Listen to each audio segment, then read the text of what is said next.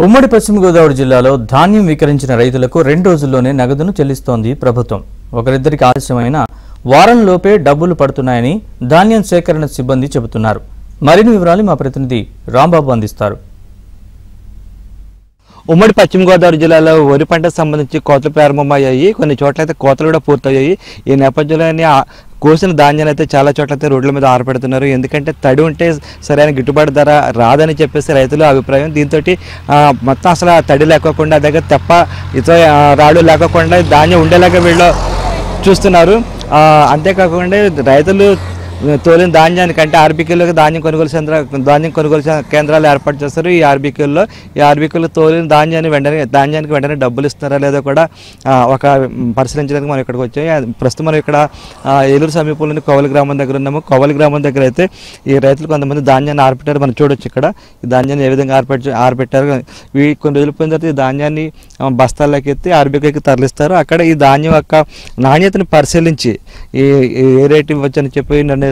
అయితే చెప్పండి, అసలు ఎలా ఉంది ఈ ఏడాది మీకు వరి వేశారు, మీరు ఏ రకం విత్తనాలు వేస్తారు, అసలు దిగుబడి ఎలా ఉంది? 13-18 అని పెట్టామండి. కొత్త రకం పెడితే ఇది కొద్దిగా మానుగా వచ్చి వర్షం పడి కొద్దిగా పంట దిగుబడి తగ్గిందండి. నీరు బాగానే ఉందండి, ఏడు తగ్గిందండి. ఎకరానికి ఎంత వచ్చిందండి దిగుబడి? ఎకరానికి 35 బస్తాలు అలా వస్తుందండి. ఎకరానికి 35 బస్తాల కాడికి 30 నుంచి 35 బస్తాలు వస్తుందండి. ఇదైతే గత ఏడాది ఎలా వచ్చిందండి? మామూలు స్వర్ణ లాంటిది అయితే 40 బస్తాలు అవుతుందండి. 35 బస్తాల నుంచి 40 బస్తాల వరకు అవుతుందండి.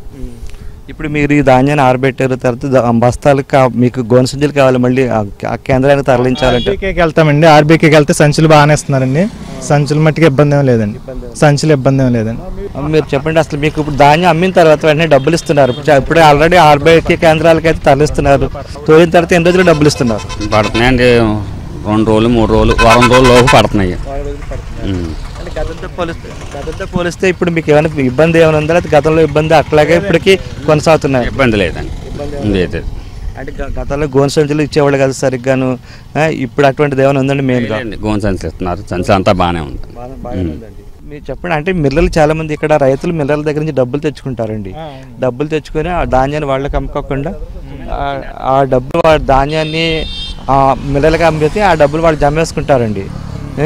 ఇప్పుడు అటువంటిది ఏమైనా ఉందండి? లేదండి. ఇప్పుడు ఆర్బీకేకి తోలుతామండి. ఆర్బీకేకి తోలి మాకు నచ్చిన మిల్లు కాడికి ఎక్కడికైతే అక్కడికి ఆర్బీకేలో చెప్తే అక్కడ తోలుకోమంటున్నారండి.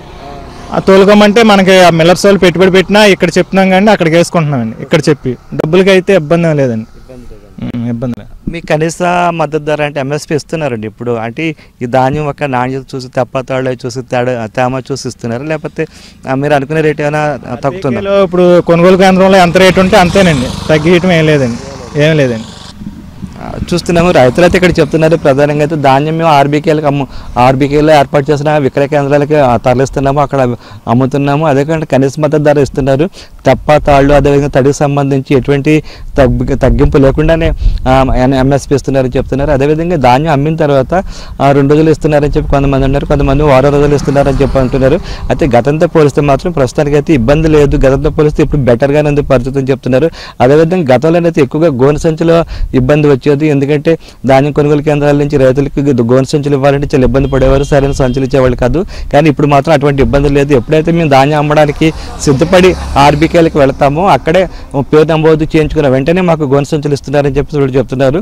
మొత్తం మీద చూస్తే మాకైతే ఇబ్బంది లేదని చెప్పి రైతులు చెప్తున్నప్పటికీ క్షేత్రస్థాయిలో మరి ఇంకా పరిస్థితి మెరుగుపడాల్సిన అవసరం ఉందని మనకు స్పష్టంగా తెలుస్తుంది. ఎందుకంటే డబ్బుల విషయంలో మాత్రం ఇంకా కొంచెం జాప్యం జరుగుతున్నట్లు తెలుస్తుంది.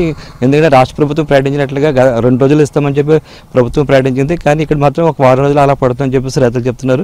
మొత్తం మీద చూస్తే ఇది ఇక్కడ ఉన్న పరిస్థితి. Video journalist Venkateswara Rambabu, ABN Andhrajyothy, Eluru.